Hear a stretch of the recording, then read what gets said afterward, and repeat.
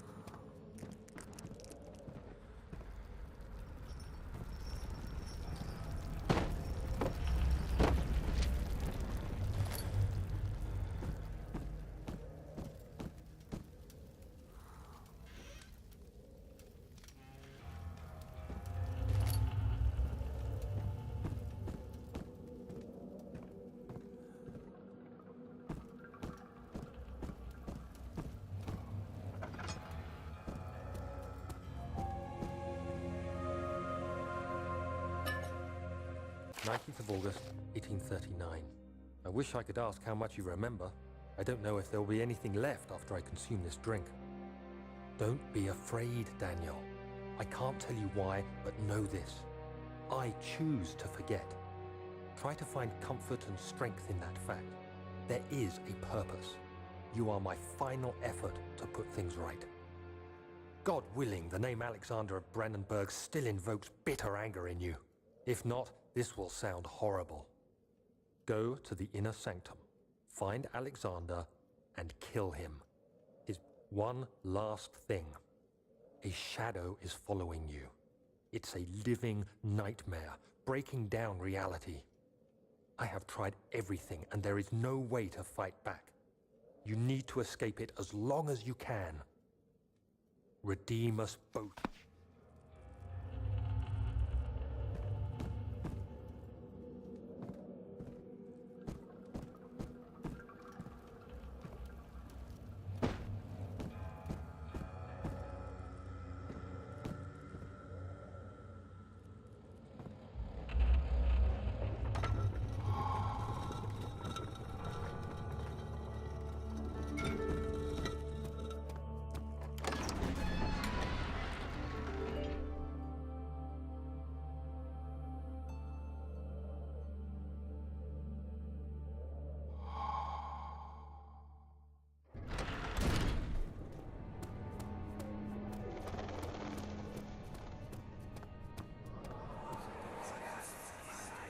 Alexander, is it inside the castle?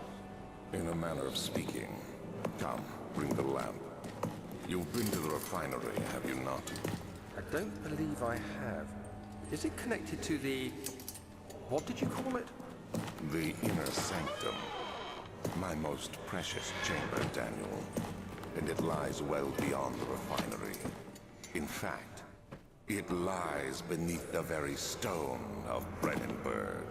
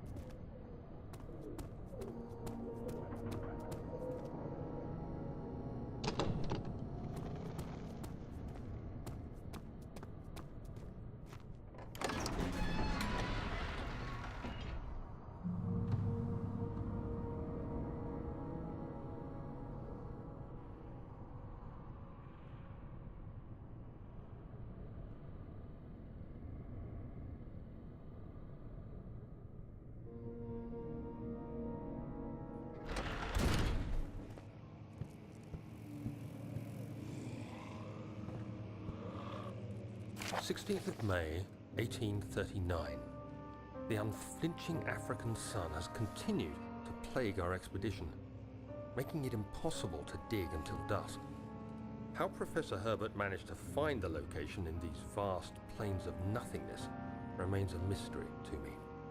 When I asked him about the tomb again, he told me about the legend of Tin Hanan, the mother of us all.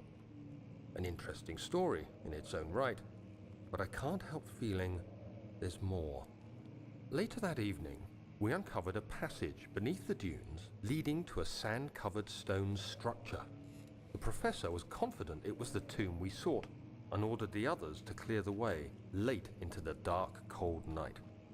Tomorrow, I shall lead the men into the ancient structure, hoping to reach the burial chamber. No matter what the professor is keeping from me, the dig should yield something interesting to take back to London and the British Museum.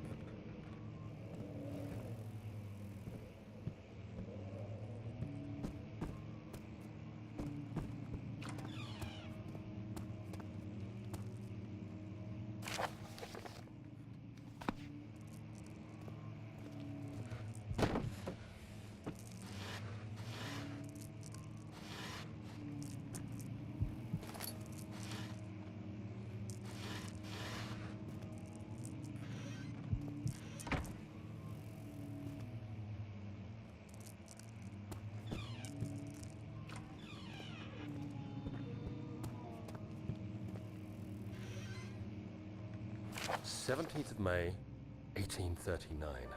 My hands tremble as I write. I feel a need to document my tribulation, for I fear that my memory will fail me if I linger.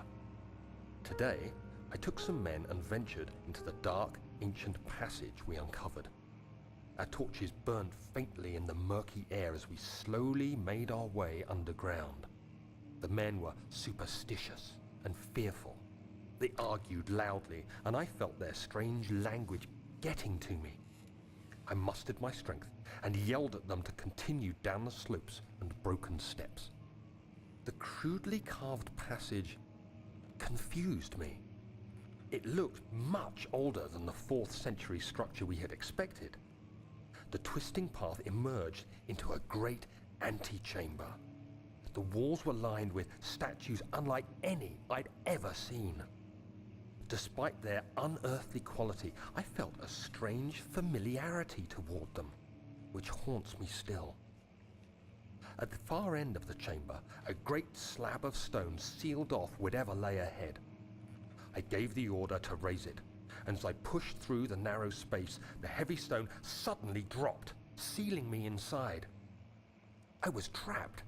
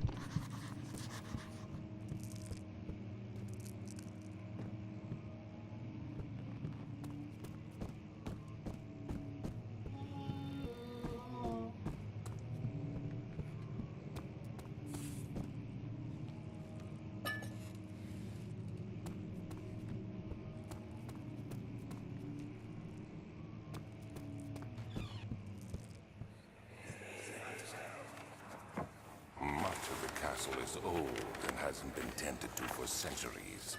When the shadow arrives, it won't take long until things start falling apart.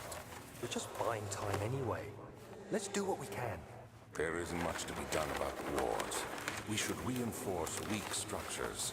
The ground will tremble and there's a risk everything will cave in on us, especially downstairs. Here, and there. Let's get the servants working on it.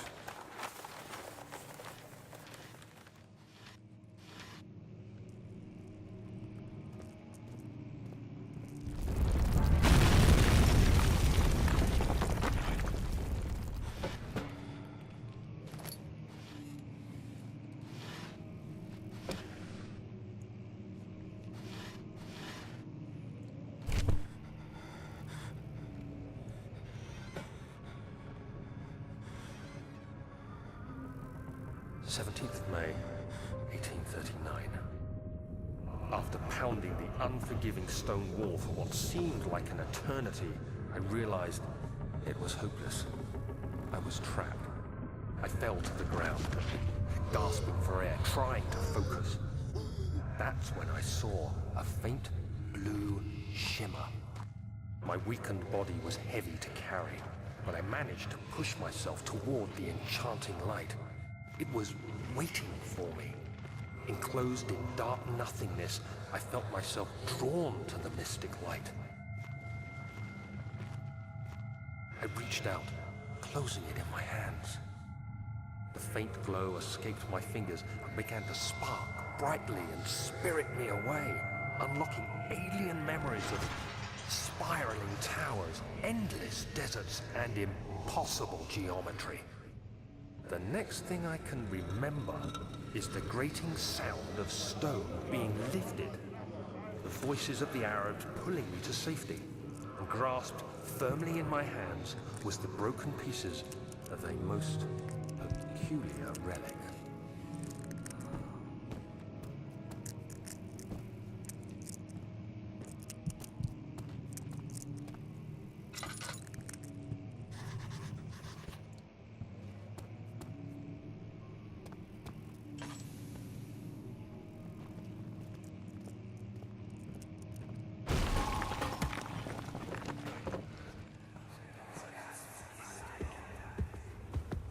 have to be swift when you activate the first one. You hear that? If it stops, you'll have to start over.